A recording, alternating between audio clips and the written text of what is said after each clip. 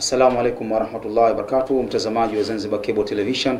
Karibu katika kipindi chako cha Mwangaza wa Taaluma ambacho kinaada kujia hapa Zanzibar Cable Television kila siku ya Ijumaa. Kipindi hiki kinakupa fursa ya kuangazia mambo mbalimbali yanayohusu dini yetu katika masala ya taaluma. Mimi al-akh Haji bin Abdallah. Ada katika kipindi hiki kuwa na wageni kutoka maeneo mbalimbali, lakini leo tutakuwa tunaye Ustazi Abdurrahman Alwi, lakini kadhalika tunaye Ustaz Salim Hisan. Tutakuja kuzungumzia vitu mbalimbali, lakini leo hasa tunakuja kuzungumzia uharamu wa damu, mali na heshima ya Muislamu. Karibu sana wageni wangu. Karibuni. Na bila ya kupoteza muda, moja kwa moja tuanze katika mada yetu, ambayo mada yetu ya leo kama nilivyokwisha kukwambia ni uharamu wa damu, mali na heshima ya Muislamu. Ustadhi, tuanze kwako Ustaz Abdurrahman. Tukinapozungumza uharamu wa damu ya Muislamu, nini hasa tunakusudia? Bismillahirrahmanirrahim. Alhamdulillah wassalatu wassalamu ala rasulillah wa ala alihi wa sahbihi wa man wala wa ba'd. Assalamu alaykum wa rahmatullahi wa barakatuh. Wa alaykum assalam. Ndugu mwendesha kipindi, kwa swala lako natuuliza nini uharamu wa damu? Naam. Uharamu wa damu maksudi yake ni mambo yanayofuata. Uharamu wa kumwaga damu kwa njia ya kumuua mwenzako au ya kumjeruhi mwenzako. Uharamu wa damu katika mambo mawili, ya kumfanya mwenzako ampotezee maisha yake au mjeruhi na kumuumiza na kumfanya awe mlemavu au umvunje viungo. Yote haya yanaingia katika kumwaga damu. Inawezekana damu iliyomwagwa ikasababisha huyo aliyomwagwa kufariki au kuwa mahututi na kuwa mgonjwa, ima maradhi yenyewe yataacha ulemavu au atapona, lakini takuwa tangu hapo ushamfanya kwamba amepoteza damu. Na hasa kuna hadithi Mtume katuhusia Waislamu katika Hijjatul Wada. Mafukaha wanasema kwamba katika wasia muhimu aliohusia Mtume sallallahu alaihi wasallam kwa umati wake,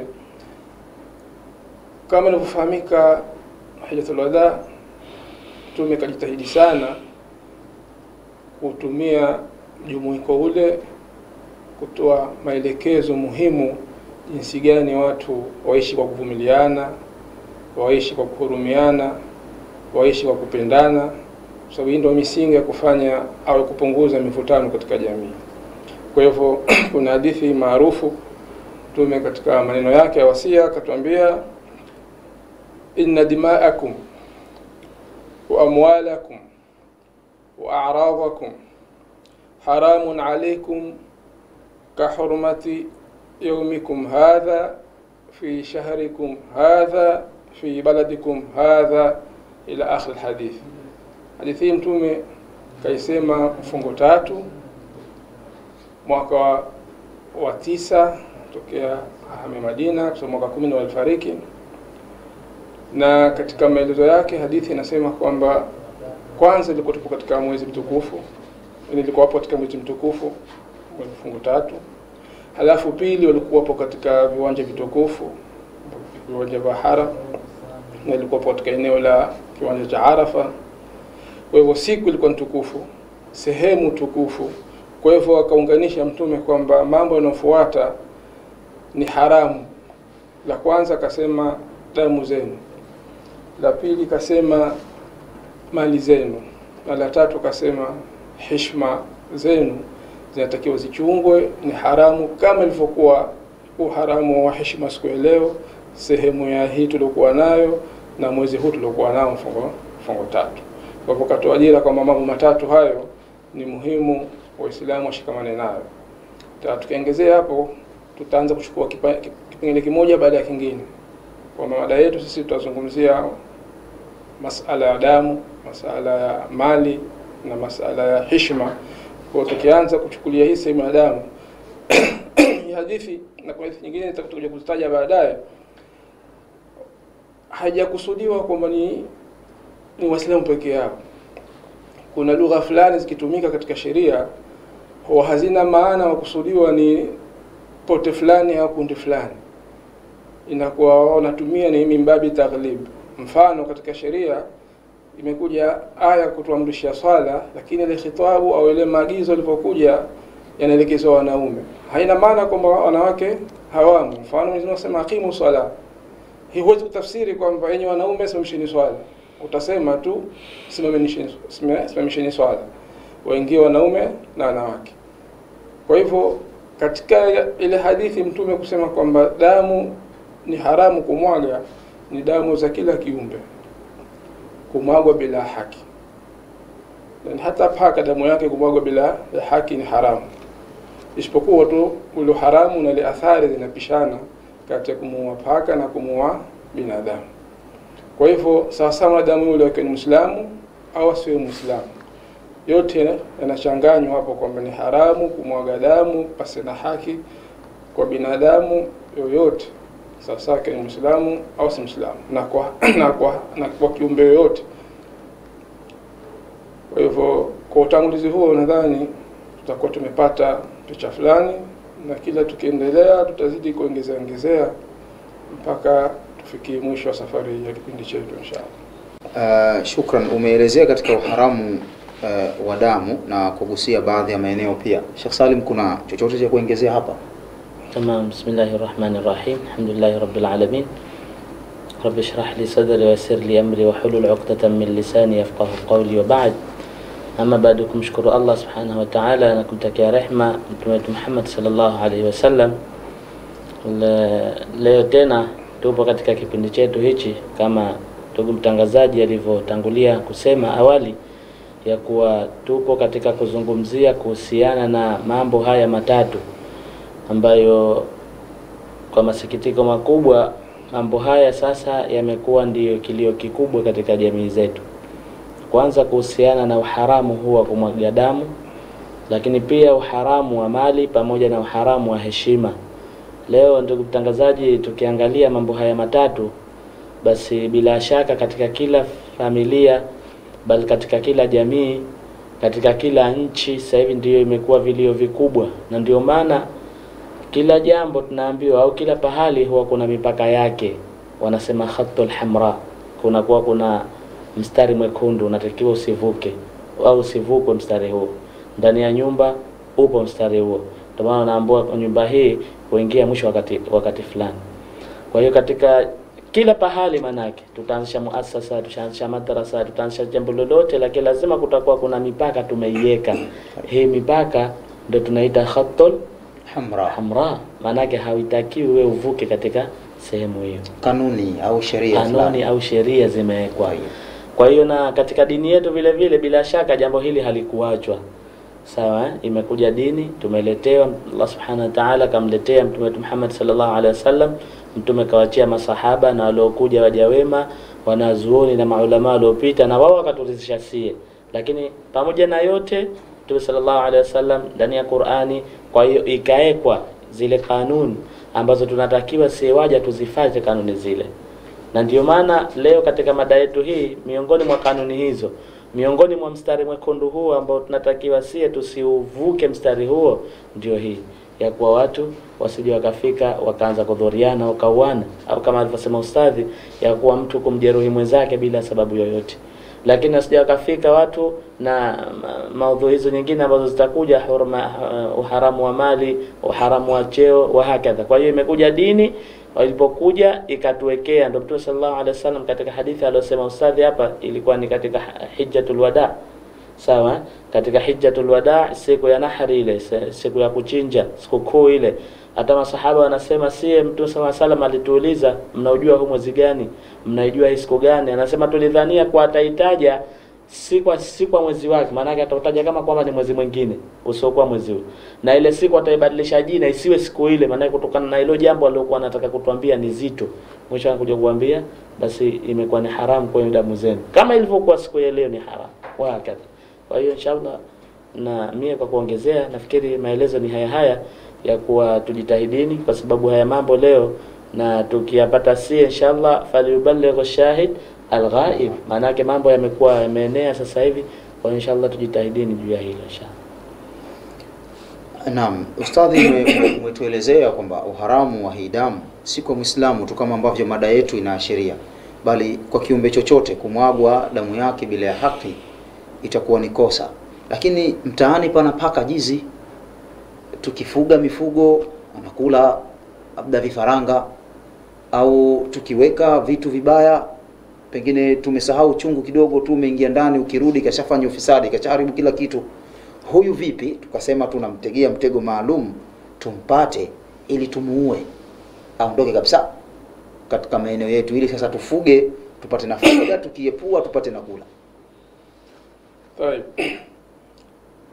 Masala ya kudhuru kiumbe yoyote imewekwa mipaka. Kunao baadhi ya hayawani hao moja kwa moja kutoka green light, kutoka ruhusa kwamba washughulikiwe, wauliwe. Mfano kama panya, kwa sababu madhara yake maarufu.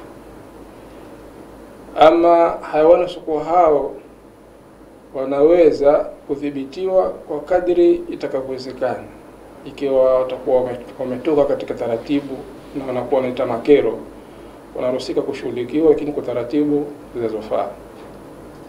Kama itawezekana kumdhibiti bila kumuua, atakiwa dhibitiwe bila kuuliwa. Yaani kwamba zile hatua zichukuliwe kwa mujibu itakavyofikia lengo.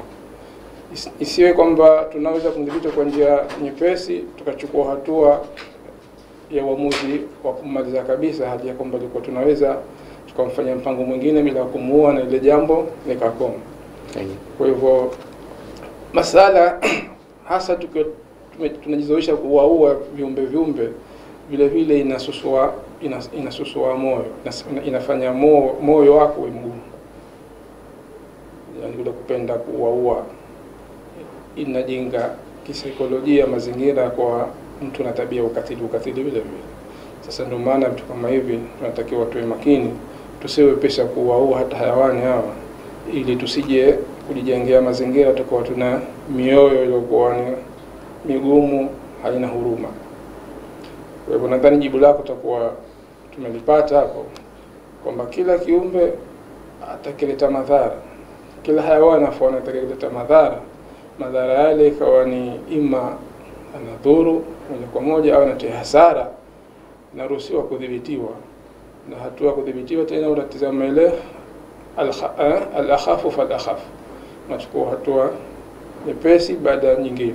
Ikiwa ya kwanza ikufanya kazi, unatumia mtego wa pili. Mtego wa pili hujafanya kazi, unatumia, kifikia mpaka kwamba huyu hadhibitiki mpaka kuliwa, tena pale unaruhusika kumuua ili kudhibiti ile sharia yake huyo hayawani uliokusudia kumshughulikia hivyo. Tumeona uharamu wa huku kumwaga damu, lakini pengine yuko mtu anaweza akamwaga damu kwa maksudi baada ya kuwa uharamu upo, makatazo yashakuja.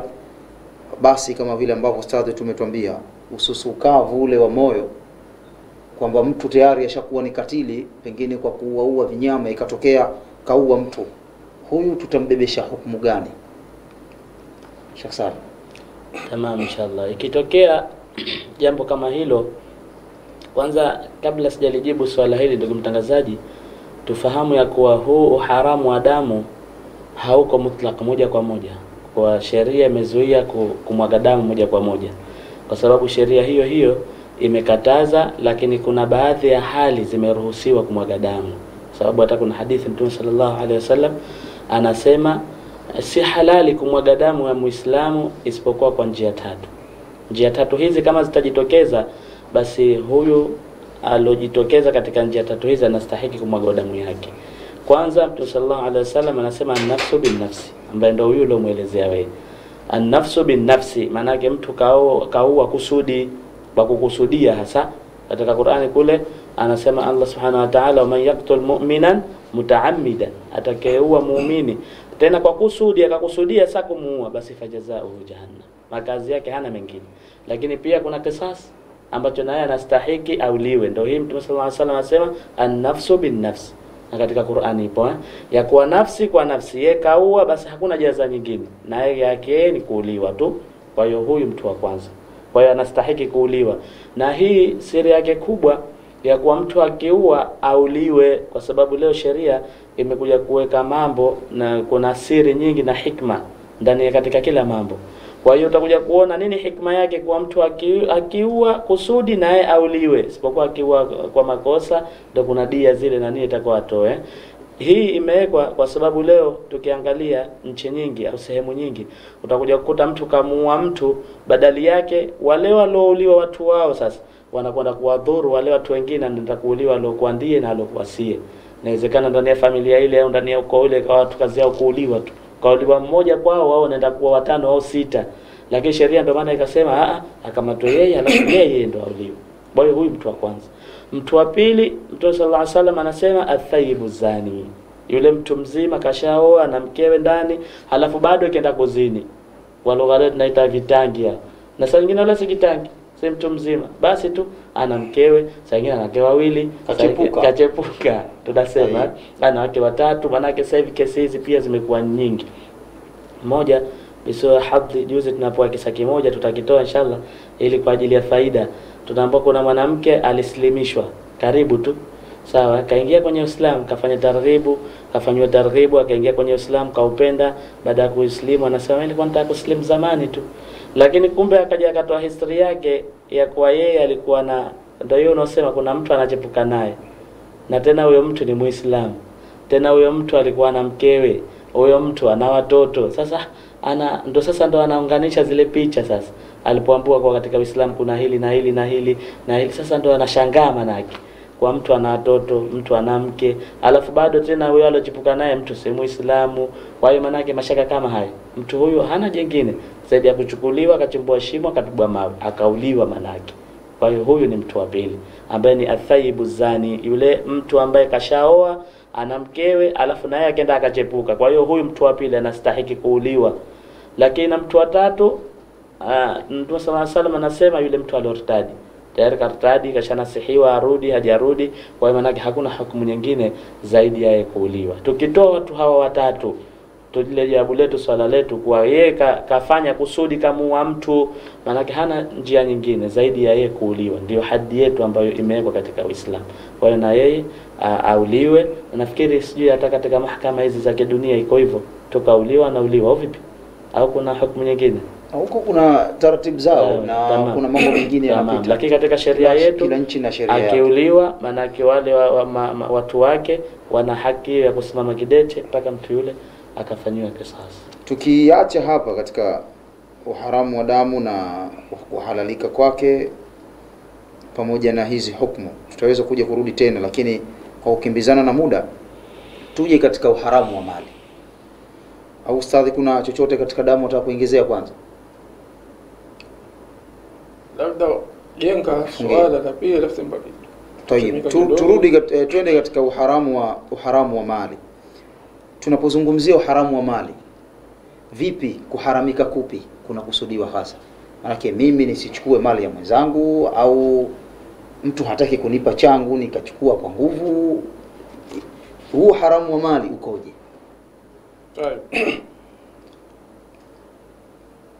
Uharamu wa mali, na kabla kuingia moja kwa moja katika uharamu wa mali, ni kutoa tu kidogo jambo moja la kuongezea katika atogusia Ustadh Saad. Ni kwamba kataja hukumu ya atakayefua kwamba naye atapaswa afanye kisasi uliwe, na kataja waliohusika wengine ambao kwamba kisheria wakiyafanya baadhi ya mambo yale wanakuwa nao na sifa kuuliwa. Haya yametajwa hapo ndio hukumu ya kisheria, lakini utekelezaji wake anakuwa mikononi mwa chombo husika. Si jambo la kamati za mtaani wala timu wala mtu binafsi, ni mambo na kwa yapo katika mamlaka husika ndio wanasimamia. Kwa hivyo katika nchi zao ikiwa mambo hayo yapo, sheria hizo zipo na zifanya kazi, utafanya kazi. Ikiwa hazipo tena, tutakwenda kwa mujibu wa sheria za nchi zinavyotuongoza. Isipokuwa kuna tambihi moja, ni kwamba kuna baadhi ya mambo ukiyafanya wewe Muislamu, hata kiwa ile nchi yako unaoishi haiendi kwa mifumo hiyo inayotakiwa, basi wewe mwenyewe kwa upande wako yafanyie kazi. Mfano kwamba ikiwa kwa bahati mbaya umesababisha kifo cha mwenzako, basi kuna hukumu katika Uislamu, unatakiwa utoe dia. Lakini kwa ulimwengu wa leo, pengine inaonekana nchi unaoishi wewe hawana formula hiyo kwamba kutoza dia, lakini wewe upande wako kama Muislamu ifanyie kazi kwamba umeoa makusudi, basi kalipe dia kule. Ndio nini dia? Dia ni gharama unayotozwa kwa kule kumuua mwenzako kibahati mbaya. Thamani yake ni ngamia 100. Kwa kwetu hatuna ngamia, basi utapiga bei. Mfano jalia kwamba ngamia milioni 1 bei yake mfano. Kwa hiyo utapiga mahesabu hapo, kwa utalipa kidogo kidogo, kwa sababu lazima ulipe kisheria. Si khiari, maana lazima ulipe wale wana familia ulo waulie mtu wao kwa njia hiyo si makusudi. Na vile vile ikiwa mtu mfano kaua kwa makusudi, anatakiwa vile vile kwamba kwenye nchi zetu pengine hazina formula kwamba ya kumuua, badala yake walimfunga mfano kifungo cha maisha mfano. Kwa hivyo kuna baadhi ya mama anatakiwa vile afanye kazi, mfano anatakiwa afunge siku 60, kafara yake anafunga siku 60. Kwa hivyo afunge madamu ni Muislamu na kufanya kosa hilo. Hadi tambia tumetoa watu, kwa sababu kuna baadhi ya mambo tunafanya kwa vile mazingira yetu hayatukumbushi hayo, kwa hiyo watu wanakuwa hata hawasilimu nayo. Mfano mara nyingi utakuta kwamba vifo vinatokea katika ajali za barabarani. Kwa hiyo dereva unapoua unadaiwa vichwa vile. Dereva unapoua itazingatiwa kwa makusudi ile, kwa hivyo utalipa vichwa vya abiria wako 31 uliowapakia. Kwa hivyo sasa haya mambo kwa vile hayazungumziwi vizuri na kutanabishwa watu, ndipo sababu hata madereva wanakuwa hapo makini katika kufanya kazi zao, kwa sababu wajua kwamba hamna la kuwa gari si mipasi. Kwa hivyo nakuwa yani tunatakiwa Muislamu ujenge huku na huku, utengeneze mazingira yako huku na huku. Kama ni Muislamu unataka kukutana Mola wako kwa salama, kwa hivyo mambo kama hayo unatakiwa uyazingatie. Hata kiwa sheria za nchi hazikuongozi hivyo, wewe mwenyewe lazima uishi Kiislamu hata kiwa mazingira hayakupeleki Kiislamu. Tatizo kubwa tulikuwa nalo sisi, tunataka tuwe na dola ya Kiislamu ndio tufanye Uislamu. Kumbe inawezekana kama wewe mwenyewe kwa ndio dola ya Kiislamu unafanya kazi ya Uislamu wako na nyumba yako. Kwa hiyo tumependelea kuchomeka tu kama ni faida, watu tuwe makini katika hayo. Ama tukija katika kipengele cha pili kwamba ndugu mwisho kipindi umelileta na kuhusu mali, uharamu wa mali. Uharamu wa mali maksudi yake ni kwamba kile kilichokuwa si chako basi huruhusiwi kukimiliki kwa njia isiyokuwa halali. Kwa lugha ya mkato, kile kilichokuwa si chako huruhusiwi kukimiliki kwa njia isiyokuwa si halali. Ikiwa utakipata kwa ridhaa ya mtu husika ni kile kitu kwa njia ya kuuziana, kugawiana au kurithi au mengineyo, inakuwa si halali mali ile kuingia mikononi mwako na ukawa unaifanya matumizi unayotaka wewe bila ya ridhaa ya mtu husika. Kwa maana kwamba hufai kuchukua mali ya mwenzako ukamdhulumu au ukamfujia mali yake au ukaifanyia unavyotaka wewe hali ya kwamba unamwathiri mwenzako. Na swala hili yanaingia kusema ni swala nyimbuko, linaingia maeneo mengi. Kwa kila sehemu uliokuwa una nafasi, mfano kwamba ikiwa unafanya kazi ya duka la mtu kwa kuajiri, kwa hivyo simfujie mali yake. Madamu ushapatana kwa mwisho wa mwezi na mshahara wako kiwango kadhaa, basi usubiri mshahara wako, tusiwe tena unafanywa ile amana uliyopewa. Ikiwa unafanya kazi ofisini, usituibie, unapoiba kule ndio unapoibia sote. Kwa hivyo yani kile ile sekta ambayo kwamba utakuwa upo chini yako pana dhamana ya mali unaisimamia, basi usengeze 0 wala 0, ukasababisha badhirifu ambao kwamba utakuwa unakula mali bila haki, pesa na haki.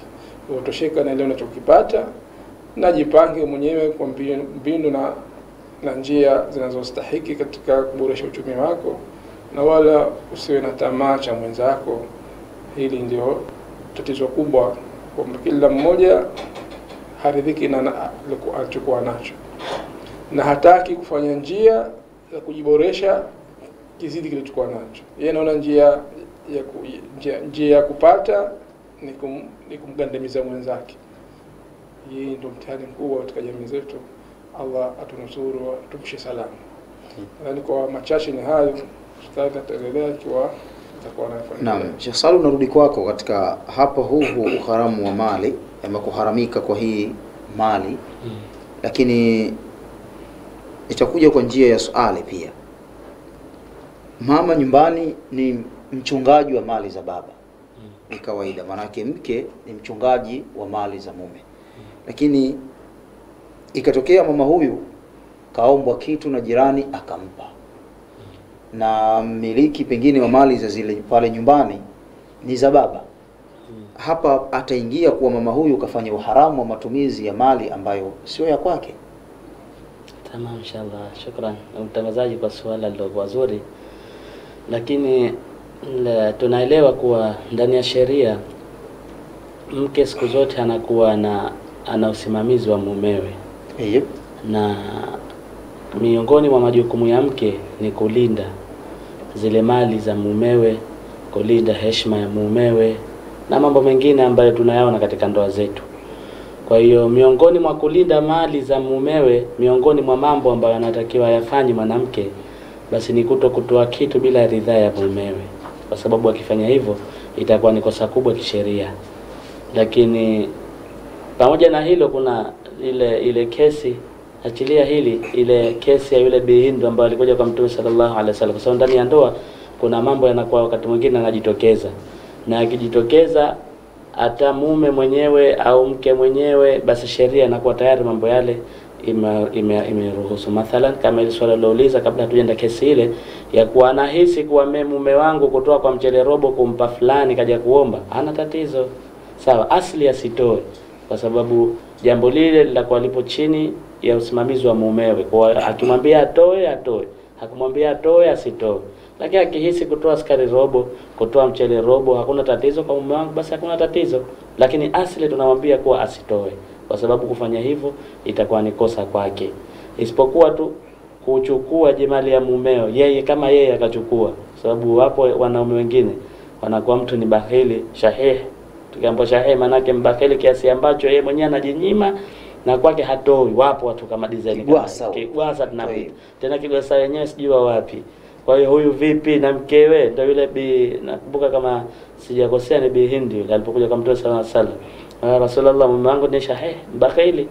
Je, nichukue mimi kinachonitosha na wanangu? Akamwambia Mtume sallallahu alaihi wasallam kamruhusu. Akamwambia chukua kinachokutosha na wanao. Kwa hiyo utakuwa hujafanya kosa katika jambo hili. Kwa hiyo umeziona zipo na unajua huyu, maana yake wapo watu kama hivyo. Sheikh Haji mwenyekiti wetu tu anakuwa hatoi, yeye anaweka tu, anatia lakini hatoi. Anachokifanya nini?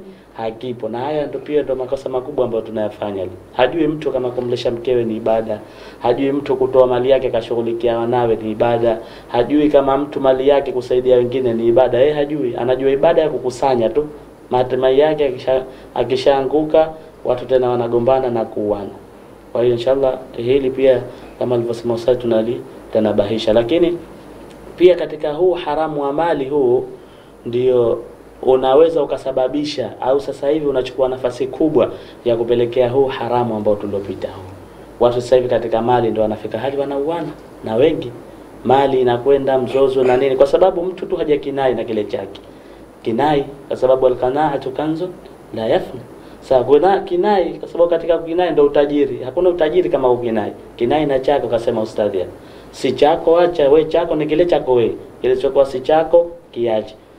Sawa, hata cha baba, sio kasema hii cha babangu, hata cha babako, kiache si chako.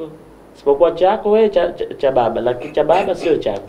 Kwa hiyo siku zote ukinai na kile kilichokuwa chako. Allah akakujalia kwa hali yako ni ya duni, bakia na ustadhi hapa kasema basi endelea na maisha we. Tafuta, usikae tu. So leo wengi tunataka tu waliopita zamani tunaambia walikuwa watu wanashughulisha na kazi. Leo mtu kimwambia ukalime, ataona hata kilima mihogo hiyo ataikiwa mbwa ataipeleke sokoni leo hiyo. Na mimi nataka sasa hivi sibu ya taji. Kwa hiyo tunataka uharaka. Ndio mambo mengi yanakuwa yanabadilika. Kwa hiyo huu haramu wa mali ndio unaopelekea uharamu pia uliopita. kwa sababu mali tukitumia vibaya tukaacha ile misingi iliyowekwa kwenye mali, ndio leo watu wanauana, watu wanafanyana kila lilokuwa sivyo. Ustadh Abdurrahmani, leo imekuwa ni asri za watu kunyang'anyana, dhulma zimeenea, tukaiba cha huyu, yule kamnyang'anya huyu kampora huyu kaongeza 0, huyu kadai 10 kumbe alitakiwa atoe 5, hakadha. Kuna athari gani ya matumizi ya mali ya haramu? Kwa sababu wengine tukieleza zile athari anazozipata mtu za matumizi ya mali ya haramu, mwingine anaweza akashtuka ikawa ni sababu ya kuacha kutumia mali ya haramu. Kuna athari gani, hasara zipi anazozipata mtu katika matumizi ya mali ya haramu? Mimi kwa upande wangu nitagusia mambo mawili. Moja kama ni nasaha mama, na nyingine kama itakuwa ni moja katika miongoni mwa athari. Tayeb. Ile la kwanza ambako kama ni nasaha mama, Muislamu jitahidi sana, kwa sababu sote ni wakosa. Kila mmoja ana mapungufu yake, kila mmoja ana mitelezo yake. Lakini jitahidi sana kwamba makosa unayoyafanya usiwe kwamba inahusiana na haki ya mwenzako. Yani mbele Mola wako usikubali kwenda kukutana na Mola wako ukawa una mashtaka na wenzako. Afadhali ikiwa ni kuonana naye una makosa ili yamele makosa baina yako na baina Mola wako. Yani usikubali kufa au kufariki hadi kwamba wewe mikononi mwako au kwenye shingo yako una haki ya wenzako. Hii ni hatari kubwa. Unaweza kupata surprise kubwa huko ya negative. Kwa hivyo hili muhimu sana watu wawe makini kwamba kudhulumiana kwa haki sio yako, kufanya mambo ambayo mwenzako kwamba yatakuwa ni songo mbingo mbele ya huko tunapokwenda. Hii ni kupana nasaha kwamba kwa sababu makosa ni sifa yetu, tutafanya makosa hapana pale. Lakini tujitahidi sana kwamba makosa yale yawe makosa ya bainaka wa baina Allah. Na ikiwa umeteleza kosa lako, umeingilia la kiumbe mwenzako, mja mwenzako, basi mazana hapa kwa mchukulia chako mrudishie, kiwa umevunja heshima yake ndio kumombe radhi, ili ukienda huko mahesabu yawe ni wewe na Mola wako tu, kwamba umemwachia swala yake, umemwachia funga yake, kuja kwenda hija mfano. Ama kwa upande wa athari sasa, hapana athari gani kwa watu wanaodhulumiana katika hizo mali? Athari yake ni kubwa sana. Athari ya kwanza, inasababisha ufukara, inarudisha nyuma maendeleo. Hii athari kubwa sana. Japokuwa unapochota unajihisi kwamba umeongeza kitu, lakini kwa halisia unakuwa hujaongeza kitu. Umeongeza mzigo tu, lakini hautakuwa na faida uliyokusudia. Ndio pale utajisababishia majanga, usijua sababu yake mtokana na vipi. Athari ya pili katika sehemu za athari ya mali, kunyang'anyana inasababisha ugomvi katika jamii. Ndio watu wanakuwa na utesi na ukatana na kuwa na chuki, ambao kwamba vile vile itakuwa ni viashiria vibaya kwa kupelekeana huko kumwaga damu vile vile. Katika hizo athari mbili kuu kwa upande wangu, na hisi ni mtoshikana hapo, tumpe nafasi Salum na hiki atakuwa na nyongeza za athari ataongezea, sababu athari ziko nyingi, lakini hizo ndio kuu. Athari ya kwanza ni kwamba yarudisha nyuma maendeleo, ule unemnyang'anya unamwathiri, na wewe ulonyang'anya hutonufaika hivyo unavyokusudia wewe. Athari ya pili ni kwamba inasababisha ugomvi katika jamii, ambako hatimaye watu wanapelekeana kuoana. Naam, sasa una cha kuelezea hapo katika athari za matumizi ya mali za haramu? Ewa, bila shaka. Sababu kuhusiana na jambo hili kuna athari nyingi ambazo zinakuja katika mujtama, katika jamii, lakini pia zinakuja katika fardi. Na athari hizo zipo leo tunaziona, si zilizozungumzia ustadhi, Lakini miongoni mwa hizo pia, kwanza kuondosha baraka katika uhai wetu.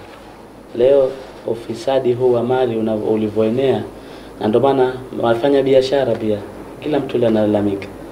Nakwambia afanya biashara, mtu anatoka asubuhi mpaka jioni, lakini anachokichuma nini hakionekani, kwa sababu hakuna baraka. Wakulima leo mtu analima, lakini kinachofanyika nini ukioni. Wafanya magari, ili mradi tena imekuwa mtihani mkubwa sasa hivi katika mihangaiko yetu ya maisha, kwa sababu baraka imeondoka. Na hakuna kitu kizuri katika kila jambo kama kuwepo baraka ndani yake. Na baraka manake ni khairi ambayo Allah hushusha katika jambo lile. Jambo dogo lakini huonekana ni kubwa. Zetu alikuwa mtu analima kipande kidogo, lakini mazao anaopata, fanya kazi kidogo tu, jishughulisha hivi muda mdogo anarudi. Lakini khairi ndani ya majumba, baraka tupo alhamdulillah. Nafikiri sote ni mashahidi wa hayo. Ndani ya majumba ilikuwa mwadibiki ndizi, hamwadiki, lakini kila kitu sasa hivi imekuwa hakuna. Kwa hiyo hii ni miongoni mwa athari. Lakini pia katika athari hizo ni kutokuitikiwa dua. Leo tunaomba mpaka nafika basi sikubalinie tu dua yote kila siku naomba, kwa sababu kuna ufisadi wa athari hizi za kufisidi mali ndani ya jamii zetu. Kwa hiyo tukiacha haya basi yote yatakaa sawa, japokuwa tunazitaja tu Lakini pia nyingine, fasadul qalb, kufisidika mioyo. Sasa hivi angalia hali zilivyo. Hatutaki kucherehesha sana kwa sababu mambo haya yote yapo katika jamii. Lakini pia kuenea kwa maasi. Sasa hivi alhamdulillah, manake tuseme hivyo, sawa, katika jamii zetu maasi tunayaona kila pahali, manake hakuna sekta isipokuwa maasi yatakuwa yameenea. Na hii ni kwa sababu ya uharibifu wa mali.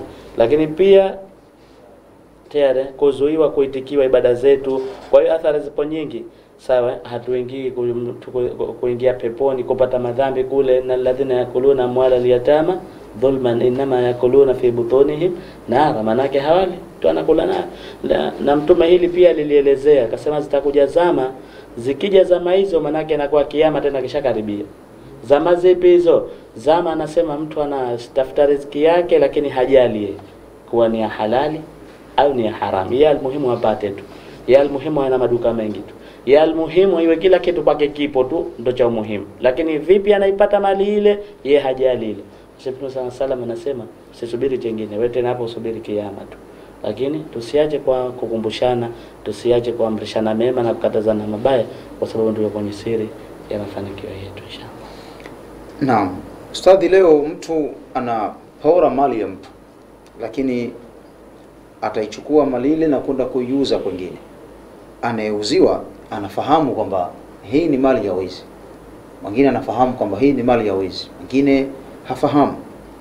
Ikitokea mtu kaona kitu chake ambacho kipo kwa mtu na alijua kwamba kitu kile kilichukuliwa kwa dhulma kutoka kwake, anaweza akachukua hatua gani? Aende achukue kitu chake, maana yake yule pengine kanunua. Kwa hiyo kukichukua mie ni kama na yeye kwa pesa zake zimekwenda bure. Hapa tupate hukumu gani? Kwa sababu katika haya tunashuhudia baadhi ya mizozo katika jamii.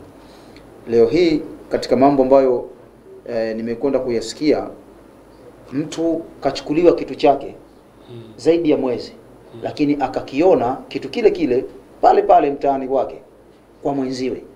Kwa hiyo wanachojadiliana na mwenziwe, twende tukakichukue, tumfuate yale iba. Kwa sababu kauziwa na aliyemuuzia anajua kama ana tabia ya unyang'anyi wa vitu. Kwa hiyo hawakufikia mwafaka kwamba waende wakakichukue kitu chao halafu wamwachie na janga lake kwa aliyenunua, au wamfuate yule aliyeuza kisha wao ndio walipe kile kitu chake. Kitu kama mzozo kama huu, nafikiri hatua gani tunaweza tukachukua? Right. Hapo ni kadhia hiyo au kesi hiyo na mlolongo wa mambo. Tukianza kufahamisha mambo, lazima tuanze moja ili tufahamike. Kwa tunaanza moja lake. Ni tatizo kubwa kweli katika jamii lipo hilo, watu kupenda rahisi na kutojali na kuona kwamba kipata amepata, hatizami athari yake. Kisheria kununua kitu cha wizi utakuja inunue.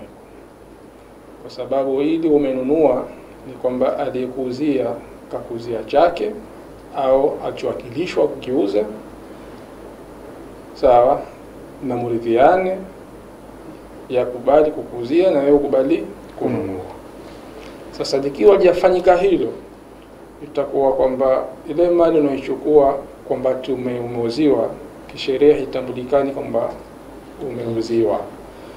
Itakuwa ni mali ya mtu mingi mikononi mwako na pesa zako umempatia ule aloiba. Kwa hivyo yule aloiba hiyo pesa yako ya haramu, hafai kuila sababu haijapita katika channel, katika mkondo halali. Na hiko kitu chouziwa wewe, kwa maana atindo umeuziwa, atakuwa hujauziwa. Kwa kile unapotumia utakuwa unatumia kitu masi chako na unachatika matatizo. Kwamba kila kikiwa mkononi mwako, kila siku hilo unapata dhambi, kila kitumia unapata dhambi. Kwa hiyo dhambi ya kwanza, tusipende varahisi kwa njia hiyo. Kwa hivyo tujitahidi sana, ikiwa mtu huna imani naye kitu anachokiuza, basi usinunue, jizuie. Nunua sehemu ambapo kwamba una imani nayo kwamba hapo utakuwa hapana shubha wala wasiwasi. Hilo la kwanza, na nataka limefahamika maelezo yake kwamba kuuziana huko kisheria hawajauziana. Kwa hivyo hiyo baiskeli ulouziwa kwa njia hiyo, kila ukitumia unapata dhambi, kwa sababu si bidhaa ulionunua mbele ya Mwenyezi Mungu hiyo, na ile thamani uliompa yule aliyekuuzia baiskeli aliyoiba inakuwa hana haki ya kuitumia ile pesa uliyompa. Pointi ya pili hapo inafuata sasa, kwa wewe kwamba umeona kitu chako kilichoibwa, umekiona, vipi hukumu yake? Hukumu yake ni ikiwa una vielelezo kwa ulimwengu wa leo, na tunazungumza kwa ulimwengu wa leo, hatuzungumzi kwa ulimwengu wa fiki moja kwa moja. Sahihi. Ikiwa una vielelezo vya kuthibitisha, kwa sababu nchi zetu zinao taratibu mzuri kwamba ukiuziwa kitu ambapo kwamba cha kuiba, inakuwa lazingatiwa mbele ya sheria aliyekuuzia yule aliyoiba mwizi na yule ununua mwizi, yote wezi. Kwa hivyo vongo vicha kusaidia. Muhimu kwamba una vielezo vyako kuthibitisha ile haki yako, unataka ukaripoti tu, ufungue kesi, ifuatiliwe, utaipata tu haki yako, kwa sababu vyombo vya sheria vimeweka taratibu huo. Muhimu una vile vielelezo, kwa natumia kuwajibu limejibika. Sasa kitokea sura kwamba huna vielelezo, kitu chako lakini kuna ushahidi kuthibitisha umani chako, na kimeibwa, aliiba, kauza, kamuuzia jirani yako, mfano kama sura ulotoa, sasa unakiona pale, kila kipito kipetuka unakiona pale, nini hukumu yake? Hukumu yake kiwa ndio kwamba ndio chako, unawakilana na mtu hapotewe na chake. Sahihi. Ukikipatia usawa ukaweza kukichukua, itakuwa umechukua chako mbele ya Mwenyezi Mungu. Lakini mbele ya macho ya watu watakuzingatia kama umeiba, kwa sababu hajui kama ni chako. Bimaana kwamba ukiwa utatiwa mikononi mbele ya mahakama utahukumiwa kama umeiba, ikiwa wale wana ushahidi kwamba wanadai kwamba ni chao. Sahihi. Wewe mko chako, ikiwa huna ushahidi kuthibitisha mali chako, kisheria unaruhusiwa, inaitwa adhafaru bil haqq. Katika fiqh inaitwa adhafaru bil haqq, yani ukipata kitu chako ukakipatia usawa, ukakichukua kilichoibwa au kilichoporwa, ni haki yako. Sahihi. Lakini tu kwamba ukikamatwa wewe utakuwa mwizi, wewe utakuwa mtu kaiba chake, utazingatiwa. Kwa hivyo mbele ya mahakama utazingatiwa kwamba ni mwizi, lakini mbele ya Mwenyezi Mungu utakuwa umechukua chako. Kwa hivyo nadhani tumetoa sura mbili hapo, sio kama imefahamika. Sura ya kwanza tumesema kwamba ikiwa ushahidi unao kuthibitisha kwamba kitu chako, utakwenda kufuata formula za nchi, na unafungua kesi, unafuatilia mpaka unapata haki yako mahakamani. Sahihi. Ikiwa unao ushahidi, huna ushahidi kuthibitisha umani chako, lakini mtu hapotewi na chako. Unajua umani changu kimeibwa, kauziwa kwa jirani yangu, mfano kama ni Vespa au kitu gani, ikiwa utakipatia usawa ukaweza kukichukua, utakuwa umechukua chako mbele ya Mwenyezi Mungu, hujakiiba. Utakapokuwa umekichukua wewe, ukakamatwa kama unakichukua, utazingatia kama umeiba mbele ya watu, yani watu watakuzingatia kama umekiiba. Tumefahamika. Tayeb. Kwa hivyo ikiwa utashtakiwa, unaweza wewe ukatoa hatiani na ukafungwa umeiba chako, kwa sababu mbele ya Mwenyezi Mungu chako, mbele ya watu cha mwenzako. Sio kama umefahamika hapa. Naam, tuna kipengele cha mwisho cha uharamu wa heshima. Na hili nalo ni katika sehemu ya machafuko ya jamii. Huyu kamtukana yule, huyu kamvunjia heshima huyu. Tukizungumzia uharamu wa heshima, Sheikh Sadim, tunamaanisha nini? Tamam, inshallah. Shukran ndugu mwenyekiti. Lakini kabla ya haramu wa heshima, hapa ili jambo alilozungumzia ustadhi hapa kidogo tunataka kutanabahishana kuhusiana na huu haramu wa mali. Ustadhi hapa aliuelezea vizuri, lakini pia Sheikh Haji, haramu huu tunataka Allah subhanahu wa ta'ala katika kulipa haramu jambo hili la mali, kataka kutuondoshia ule ujanja ambao tuko nao sasa hivi. Kwa sababu kiukweli sasa hivi watu wamekuwa, huu wizi umekwenda mpaka sasa hivi kuna ujanja ndani yake. Mtu anaona tena ule wizi ushazoeleka, linaonekana jambo la kawaida, sasa inakuwa sasa kuna na ujanja. Ndio kama hivi. Mtu saa nyingine atakuwa anajua jambo hili limeibiwa na nini. Kwa hiyo kuna ujanja unafanywa. Maana siku hizi kwa lugha za vijana wenyewe wanaitana watoto wa mjini. Watoto wa mjini. Watoto wa mjini wanaitana. Maana yake sasa hivi tutoe mfano, maana yake mifano hai iliyopo. Haji, mtu anaibiwa Vespa mfano sasa hivi, ambapo ndo mambo ambayo yanaibiwa sana. Ikishaibiwa inawezekana walioiba wao wanakufuata, au mtu ambaye anaijua ile jambo limekwenda vipi. Ikishapigwa rangi, ikishabadilishwa kila kitu, alafu Haji unafuatwa mwenyekiti hapo. Au bwana Sheikh Haji, Honda yako imeibiwa kweli? Anaambia kweli imeibiwa. Basi sasa tupe 400,000, Honda yako itarudi. Lakini usiulize nani kaiba.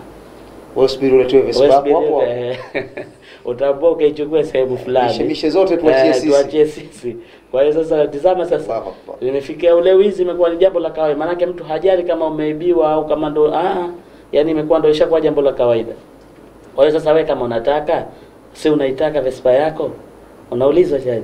Ndio naitaka, basi tupe 400,000. Alafu tutakwambia, utaambua pahali fulani, utapigiwa simu ukaichukua, usiulize lakini nani na ilikuwa vipi. Sasa haya ndio mambo ambayo ndio tulosema sasa, baraka na nini, ufisadi umeenea kwa sababu ya ule ujanja ambao tuko nao katika mambo yetu, katika mali zetu. Kwa hiyo tumwombe Allah subhanahu wa ta'ala atuwafikishe zaidi chao, kwa sababu tutapelekea katika mambo mengine ya haramu na mambo yaliokuwa na madhara zaidi baadaye, ikiwa uslubu utakuwa ni huu unaokwenda. Kwa hiyo tukija katika swala la tatu, kwa sababu tulisoma hapa, ustaz alisoma hadithi ya kwa Mtume sallallahu alaihi wasallam katika hajjatul wadaa, ile alisema hakika ya mali ya damu zenu na mali zenu na heshima zenu ni haramu. Je, uheshima huu uko wapi? Nao pia unaingia katika vipengele vingi sana unaingia, kama hapo ulivyotanguliza wewe, watu sasa hivi kufanyana hasadi, kudhaniana vibaya. Manake amekuwa sasa hivi mambo haya, manake hayasemeki, tunasema katika jamii zetu. Sawa, kudhaniana vibaya, kusengenyana, tena haya ndo kabisa, kusengenyana, kufitinishana, imekuwa ni mambo sasa hivi. Bwana, hizi mbaya imekuwa sasa watu washazoea, jambo la kawaida tu. Wakati katika aya zaidi ya moja, hadithi zaidi ya ngapi, inna ba'da dhanna ithm wala tajassas. Kwa sababu ikiwa utadhania watu vibaya, ndo aya ile wala tajassas, alafu msichunguzane, utamdhania vibaya utaanza kumchunguza. Kwa hiyo maana yake bado heshima yake, ili umwekee heshima, basi umekatazwa wewe usimdhanie vibaya. Kwani nimdhanie vibaya? Wewe nani atamdhania mwenzako vibaya? Haji, wewe nani atamdhania mwenzako vibaya? Sababu siku zote tunaambiwa binadamu, ndio maana tukaambiwa heshima, kila mtu amlindie heshima mwenzake. Hakuna binadamu aliyokuwa Allah hajamuumba na mapungufu, hayupo. Wala hakuna binadamu aliyokamilika, hayupo.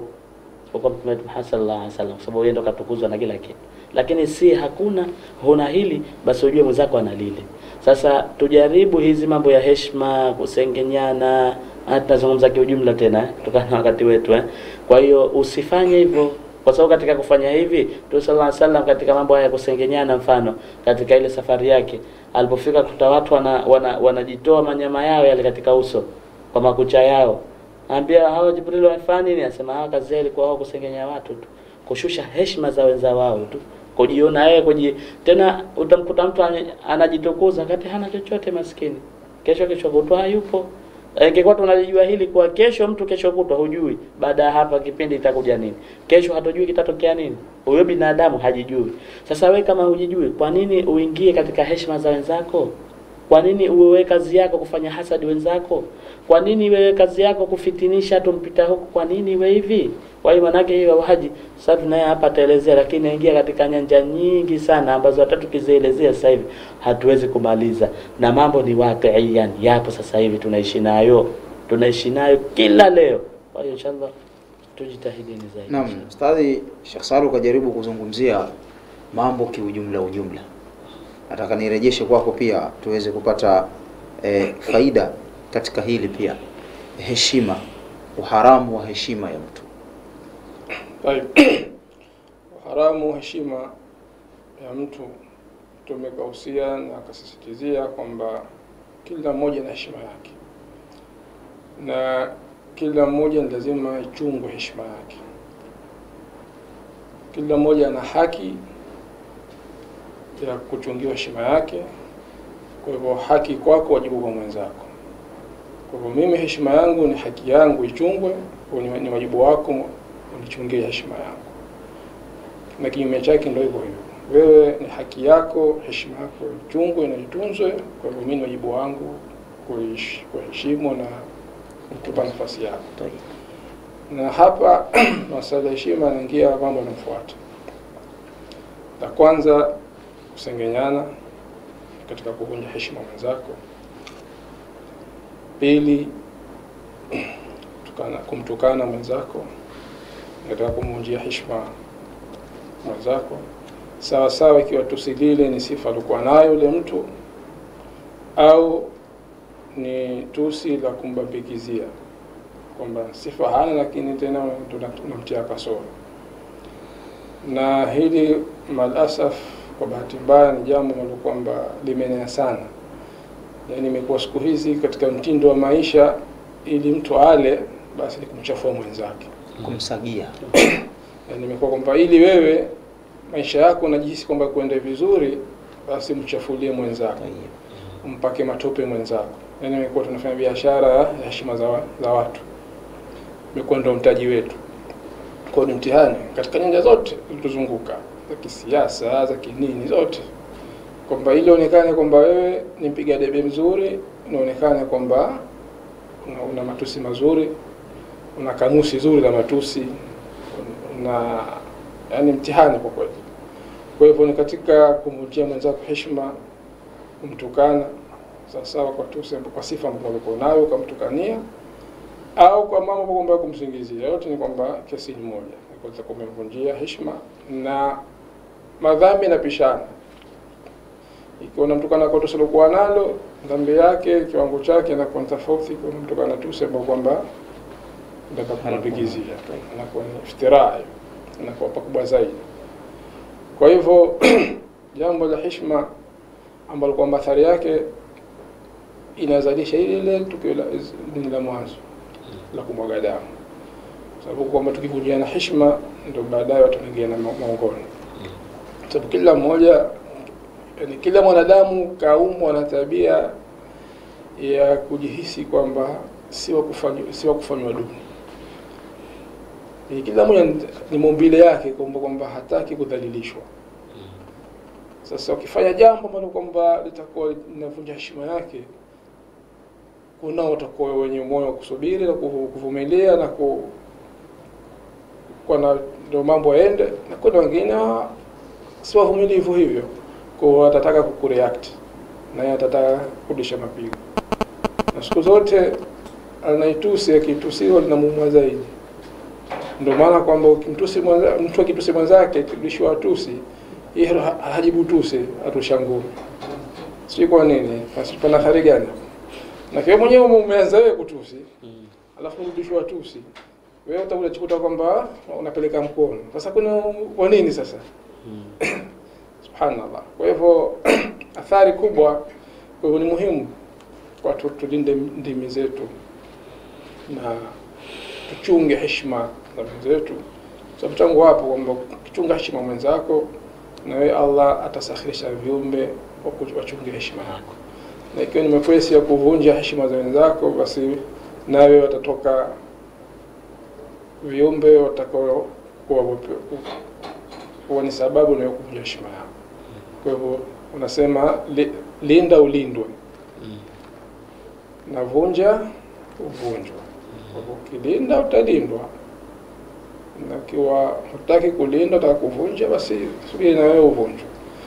Kwa natumai kwa hiyo machache tutakuwa tumefahamika na lengo litakuwa limefikiwa. Naam, sasa kuna mambo ambayo yanafanywa sana katika jamii. Wanandoa kutoa siri za vyumbani kwao kwa watu wengine, iwe kwa marafiki zao au kwa watu baki, pengine kuzozana nje na wakawa wanazozania kwa kutoa zile aibu za ndani. Huku pia kutaingia katika kuvunjiana heshima. Mke atahesabiwa kumvunjia heshima mumewe kwa kuhadithia habari za chumbani kwake, au mume atahesabiwa kuwa kavunja heshima ya mkewe kwa kusimulia habari za chumbani kwake. Sasa Tamam, inshallah. Taban tuliwahi kuuliza swala kama hilo linalohusiana na mke na mume. Tukaanza kusema kuwa kila mmoja kati ya mke na mume ana heshima kwa mwenzake. Bali wao wenyewe wana heshima zao au wana haki zao ambazo wanatakikana wazichunge. Na miongoni mwa heshima hizo au mwa haki hizo ni hizo ambazo umezitaja Sheikh Haji. Mambo ya chumbani siku zote yabakie ni chumbani, na haya alal asafi sasa hivi ndio mambo ambayo watu hawaelimishwi, hasa bwana harusi na bibi harusi. Kwa sababu mambo mengine Sheikh Haji hutokezea ya katika kutokezea kwake, kumbe sababu huwa ni kule nyuma kule. Sawa, ile nyuma kulikopita. Leo mabwana harusi na bibi harusi sio kwa waekwe chini waelimishwe. So mwingine anakuwa hajui, mwingine anajua lakini hakukumbushwa. Na ndio maana tukaambiwa tukumbushane.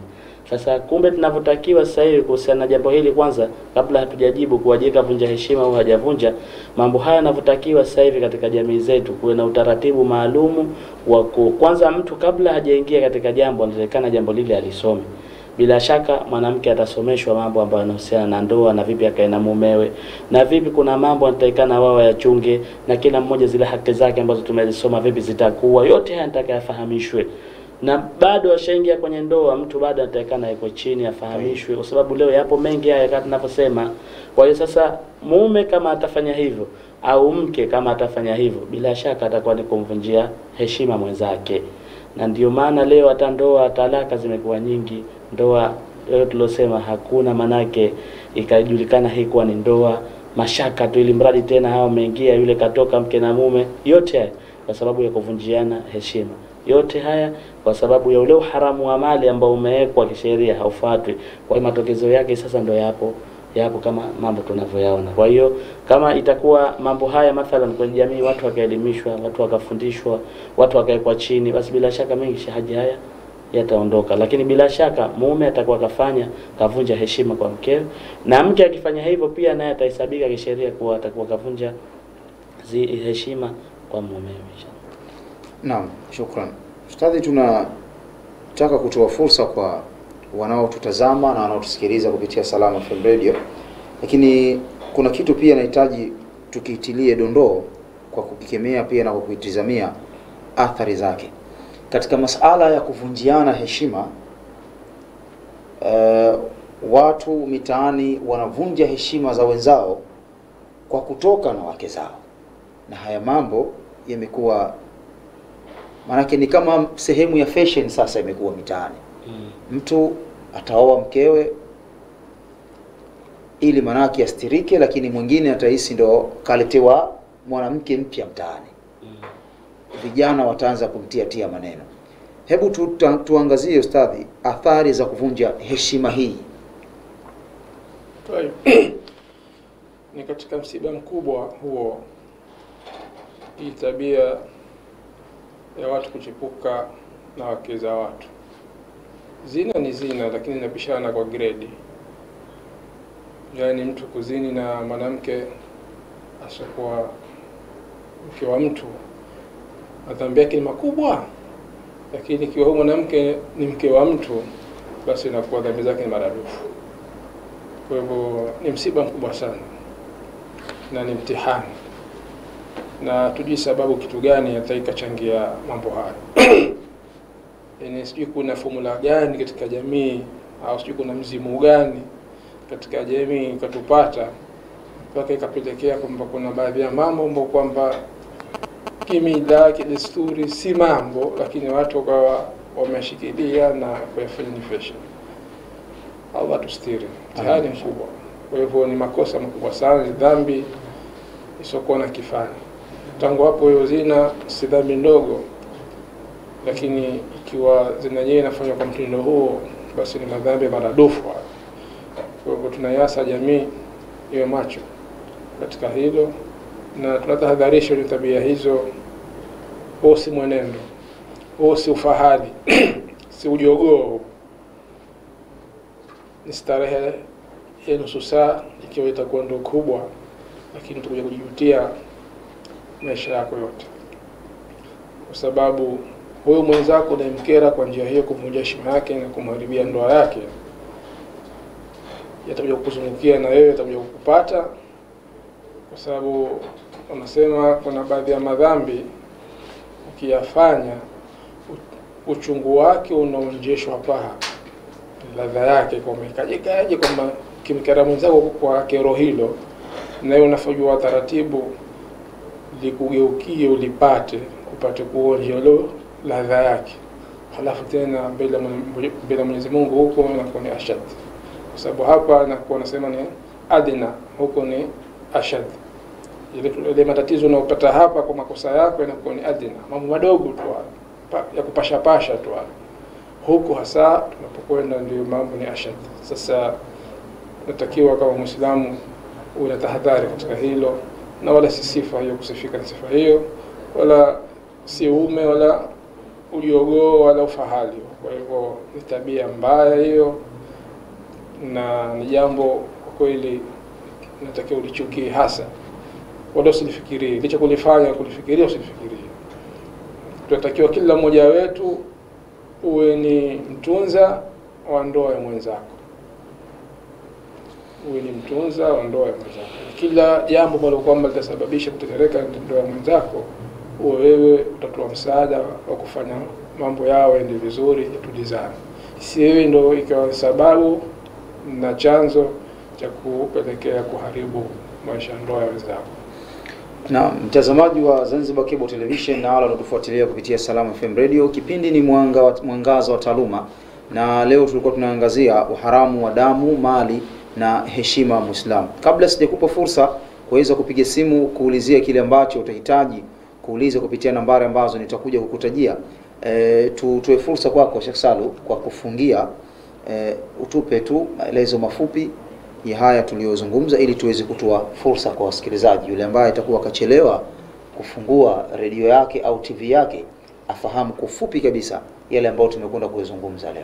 Tamam, inshallah. Shukran. Kwa ufupi watazamaji wetu, tulikuwa leo tunazungumzia kuhusiana na ile hadithi ya Mtume sallallahu alaihi wasallam ambayo kaisema katika hijjatul wadaa kule, kutuambia kuwa hakika ya damu zetu watu kuuana, watu kujeruhiana, na vile vile mali zetu watu kuibiana na kufanya mengine ambayo tunayafanya leo, na wa a'radakum, na hizi heshima zetu ambazo leo tunatakana tuzichunge, kwa sababu heshima kama ili swala la mwisho ambalo ulimuuliza hapa ustadhi, kwa mtu anaona yeye kaletewa mtu katika mtaa wake, kumbe hata yule sahaba haikuwa hii haji leo anatokea haya. Sahaba yule alikwenda kwa Mtume sallallahu alaihi wasallam, ya Rasulullah, niruhusu menzini.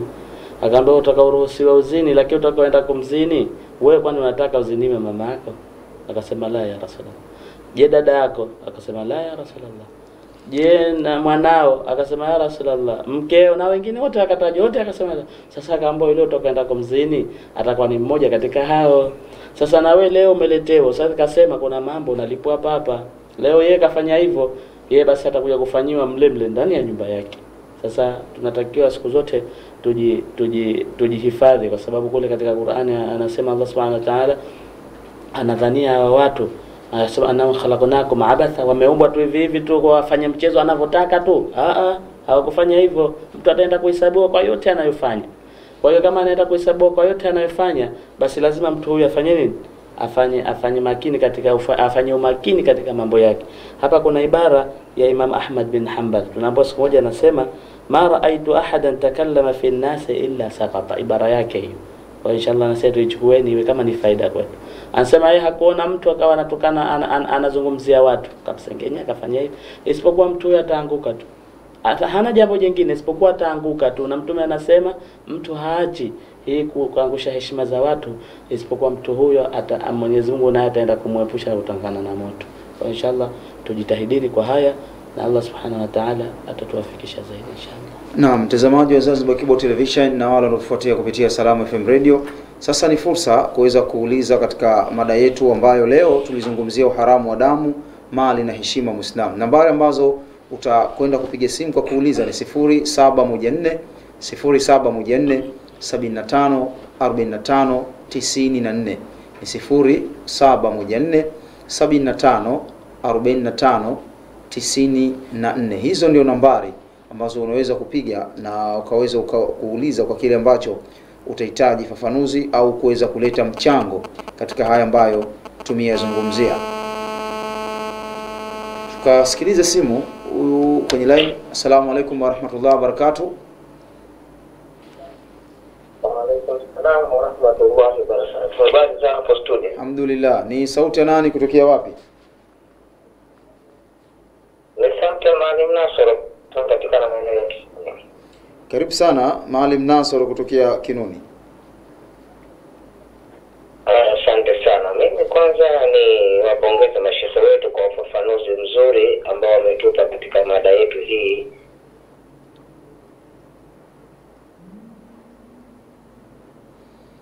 Naona amekata sijua hitilafu iko wapi.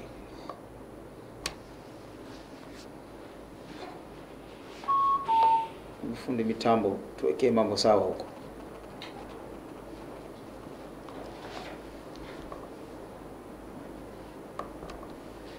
Tunaomba radhi mtazamaji na msikilizaji kwa kukatika hiyo simu ya Maalim Nasoro, lakini hususan Maalim Nasoro kutokea Kinuni.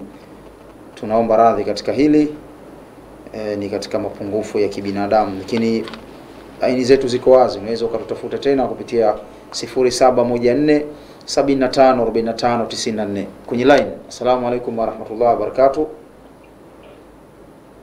Wa alaykum assalam wa rahmatullahi wa barakatuh. Nimerudi tena. Karibu sana Maalim Nasoro. Haya, asante sana. Mimi nauliza swala langu tu baada ya maelezo marefu ya mashehe wetu. Tayeb. Inasikana katika mtaa tunajua kwamba kuna mtu anafanya dhulma ya kuwadhulumu Waislamu wenzake. Kwa kunyanyasa au kuwapokonya baadhi ya vitu. Je, tunatakiwa hukumu gani tutoe sisi Waislamu au tumfanye nini mtu kama huyu kwa maelezo ya dini yetu ya Kiislamu? Nataka ufafanuzi hapo inshallah. Assalamu alaykum, tukushukuru. Yeye anasema anataka hukumu ya mtu anayedhulumu wenziwe katika jamii. Huyo tumfanyeje ama tumfanye nini? Tutakusanya maswali kwanza au michango, kisha mwisho tutakuja kupitia yale ambayo atakuwa ameyauliza au yamechangiwa. Assalamu alaykum wa rahmatullahi wa barakatuh. Alhamdulillah. Ni sauti ya nani kutokea wapi? Sauti ya Rahma kutokea Melinde. Karibu sana Rahma kutokea Melinde. Sauti yako iko chini sana. Tafadhali ongeza sauti kidogo tukusikie. Nakwambia leo kwa swali langu. Tayeb.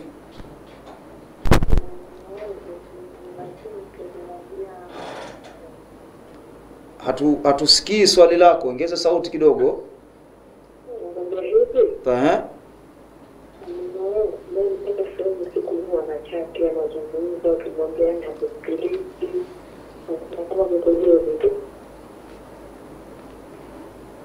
Shukran sana. Nishamfahamu.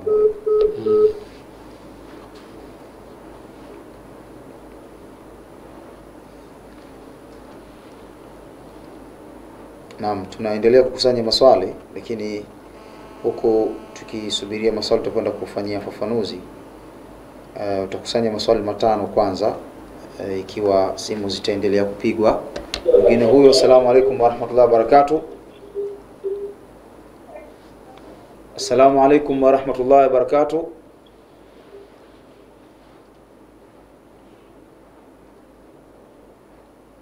Assalamu alaykum.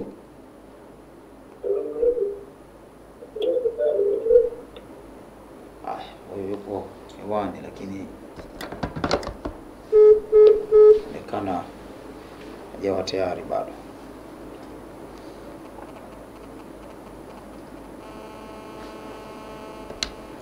Assalamu alaykum wa rahmatullahi wa barakatuh. Wa alaykum salaam wa rahmatullahi wa barakatuh. Alhamdulillah. Ni sauti ya nani kutokea wapi? Sauti ya Yunus Hamisi Ali kutokea Mbarara. Karibu sana Yunus. Swali langu ustazi, kwamba nilikuwa nataka ufafanuzi kidogo kwamba haya mambo ya uharamu katika mali. Nipongezee mfano, mimi nimeibiwa kitu changu na ikiwa ndugu yangu ama mtu ambaye kwa hiyo katika kuuziwa unakuja kuuziwa wewe, alafu mimi katika pita zangu utakuwa nacho wewe kile kitu. Kwa hiyo mimi labda nikamkamata yule aliyenijia, nikamuuliza vitu vyangu vimpa nani, aliokaja wewe. Kwa hiyo nakuja kwako, alafu nakuambia hichi kitu changu unipe. Kwa hiyo mambo ya muuziana mimi hayanihusu, umelipana pesa mimi hayanihusu. Mimi nachukua kitu changu kulipana huku ni wenu nyinyi, mimi hayanihusu. Hapa inakuwaje hapo sasa? Shukran sana. Tutajaribu kutoa ufafanuzi mrefu sana upande huu, lakini atakuja kupitia kwa haraka.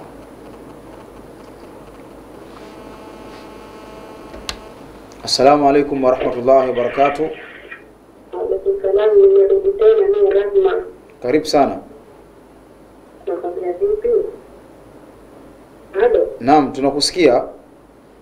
Yaani mimi nataka mtolee ufafanuzi, yaani mtu huyo amejiandaa kwa ajili ya kuleo, umeo anakuja kumtafuta na kujiuliza kwa kitu chake tu. Sikumbuka kuna maji ya tumia.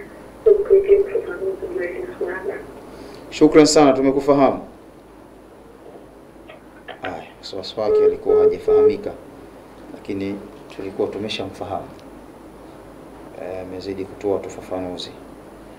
Ustadhi, tukapata ufafanuzi ya masala ambayo yamekuja kuulizwa. Maalim Nasr kutokea Kinuni kauliza, mtu anayedhulumu katika mtaa na tunamjua fulani, ukipita njia fulani atakukaba akupore, ukifika muda fulani ukipita mahala fulani utafanywa kitu fulani, mtu huyu tumfanyeje na tushachoka naye mitaani?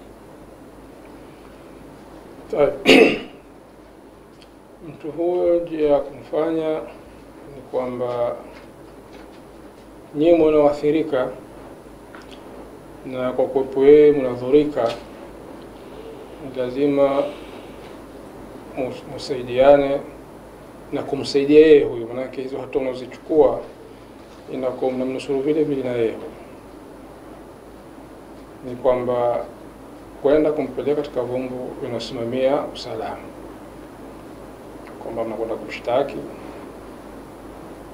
na mnafuata procedure zote, hatua zote zile za kuthibitisha mambo yenu, ili vile vyombo husika wao wachukue hatua, kwa sababu kuna baadhi ya mambo haturuhusiwi sisi kuchukua hatua mikononi mwetu. Hapo hutaweza kushauriwa kwamba mjipange nye kikundi cha mashababu, mwende mkamvamie, mpige magongo au mkampige tairi, mchome. Uislamu hauna vurugu mechi hizo. Uislamu ni dini ya nidhamu. Na anafanywa, kila mtu anapewa haki yake. Alokosewa anapewa haki yake na alokosa anapewa haki yake. Kwa hivyo ninyi mjitokeze mkamshtaki, alafu vyombo husika wao ndio wachukue hatua, wajamtie nguvuni, tena kesi iendelee. Natumai kifanya njia hiyo na tumeona maeneo mengi kuna kisikia kuna vikundi kama hivyo, sijui kwa ubaya, sijui kwa ubaya, sijui wanapelekwa mashtaka, wanashughulikiwa na vinakufa vikundi kama hivyo. Kwa madamu chombo husika kipo cha kudhibiti, ninyi mjitokeze, yaani msiwafuge wale. Madamu usiogope ule kushtaki, atake mtatishwa. Mshtakini vyombo husika wachukue hatua. Shukran. Sheikh Salim Birahma Melinne, inatokea mwanamke kashajiandaa kwa sababu ya mumewe, lakini mumewe mapuuza, wengine ana chati au akisemezwa bwana hajibu, akijibu kwa ukali, akijibu kwa upole, hafahamiki kajibu nini.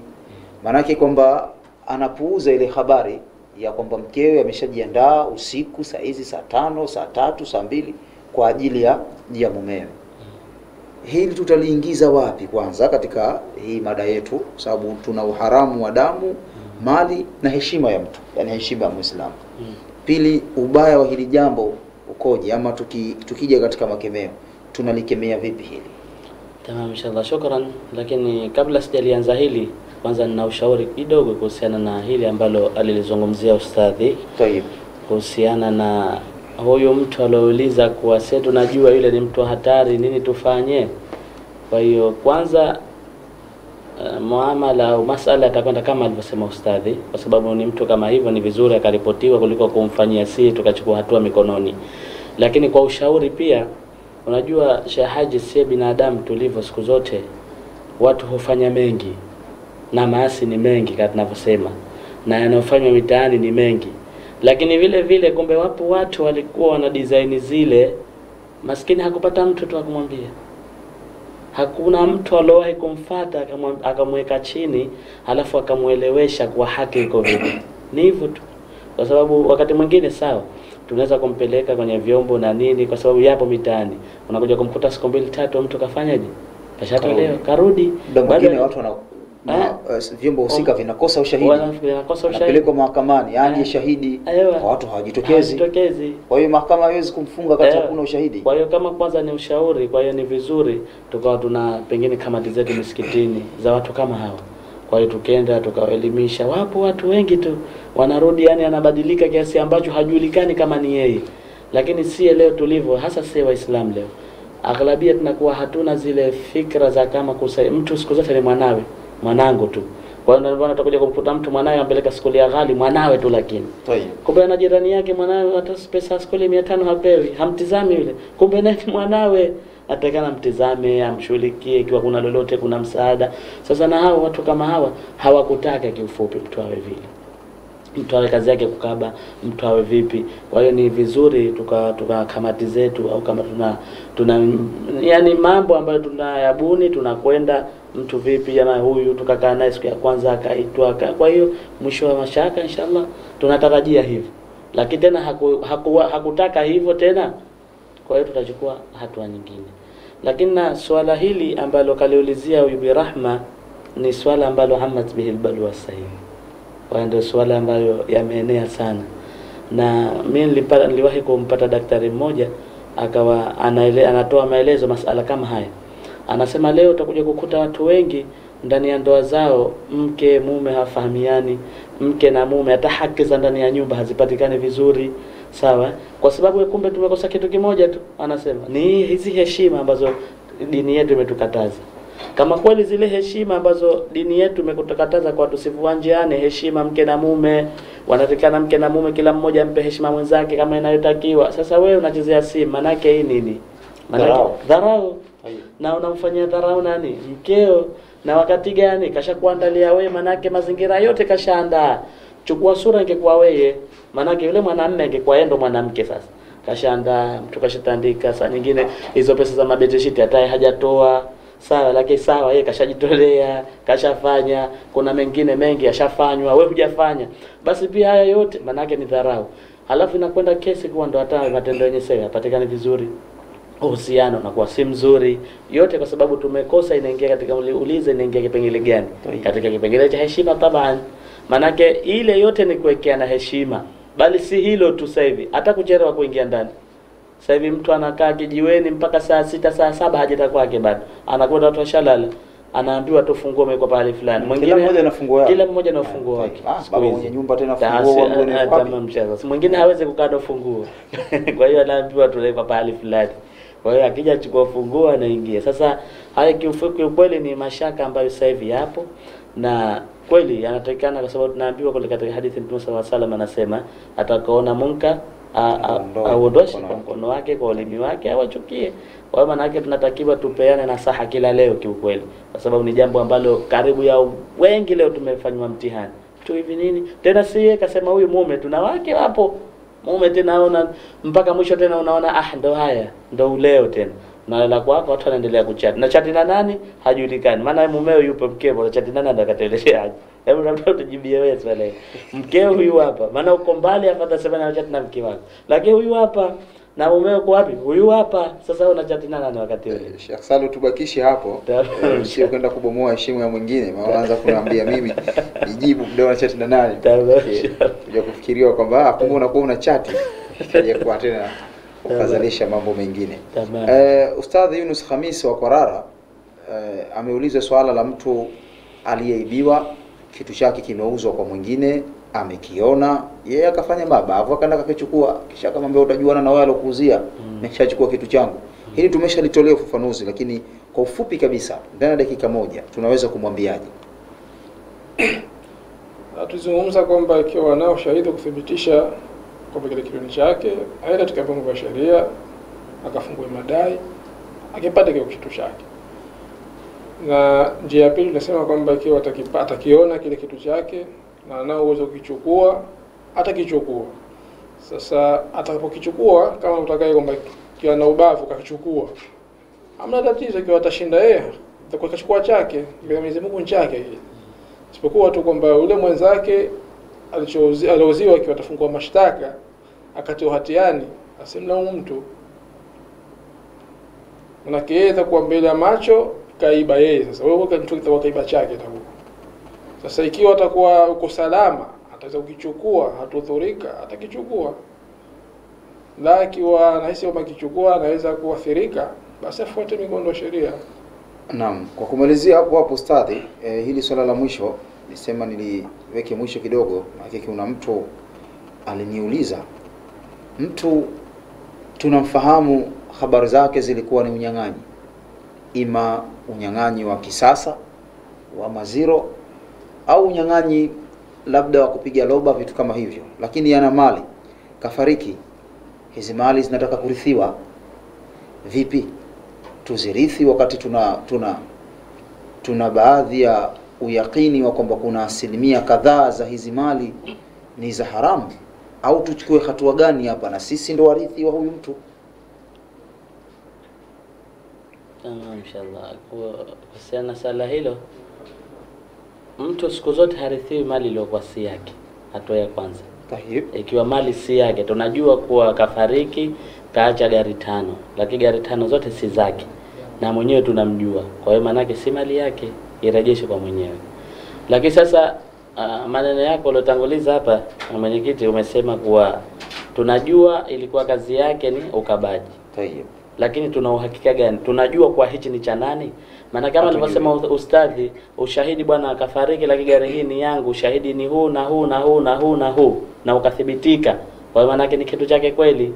Lakini sasa hivi hakuna ushahidi, yaliyobakia ni dhana, na wapo wengine wanapaniwa hivyo kwa kampokonya, kapora, kafanya nini, lakini hatuna ushahidi. Kampora nani? Maana yake tutakuuliza, nani kampora? Hakuna ushahidi. Ya nani? Hakuna alojitokeza ya nani. Kwa hiyo ni yake. Sasa tutachukua dhahiri ya mali ilivyokuwa ni yake. Tena yaliyobakia tutamwachia yeye na Mungu wake. Lakini tuna uhakika kitu si chake, basi arejeshwe mwenyewe.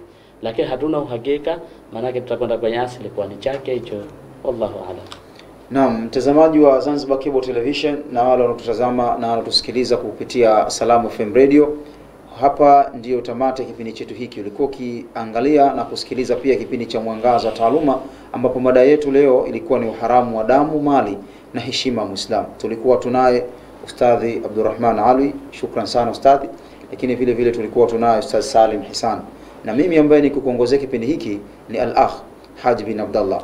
Kufikia hapa ndio tamati na ndio mwanzo wa kipindi kingine. Kwa pamoja tunasema subhanakallahumma bihamdika nashhadu an la ilaha illa anta nastaghfiruka wa natubu ilaika wa sallallahu ala sayyidina Muhammadin wa ala alihi wa sallam. Fadhlu subhana rabbika rabbil izzati amma yasifun wa salamun ala mursalin alhamdulillahi rabbil alamin wa ila liqa. Shukran sana.